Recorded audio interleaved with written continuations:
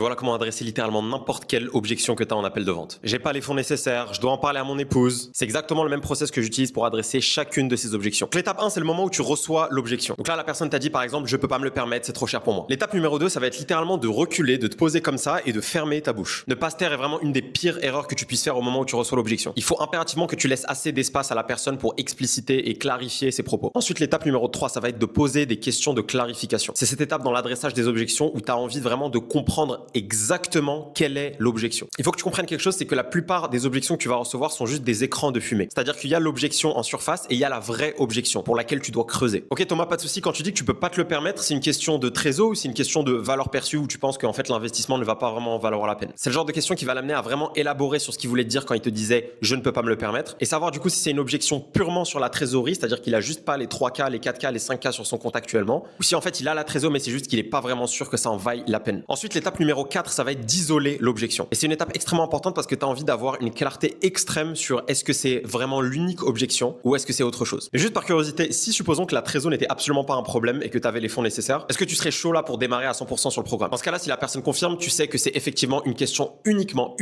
de budget. Parce que tu as isolé toutes les autres objections et tu sais que là, il voudrait démarrer maintenant tout de suite s'il avait la trésor. Et c'est seulement une fois que tu as complété cette 4e étape que tu vas aller foncer directement sur l'étape 5, qui est aller casser l'objection. Donc là, ça peut être quelque chose du genre, ok, je comprends 100% Thomas, j'ai vraiment pas envie que les finances soient le truc qui nous empêche de démarrer parce que je pense que tu es le profil parfait pour le programme. Donc là, actuellement, pour être très concret, quel genre de trésor tu as de dispo pour aller développer ton agence et dépasser les 10K par mois dans les 6 prochains mois? Et donc là, avant de le laisser répondre, tu as envie de faire ce qu'on appelle un ancrage. C'est-à-dire que tu vas lui donner des options qui paraissent plus élevées que la moyenne pour faire en sorte qu'ils te disent la vérité. Va appliquer ça dans ton prochain appel de vente et va voir le lien dans ma bio si tu es encore sous les 100K € avec ton agence.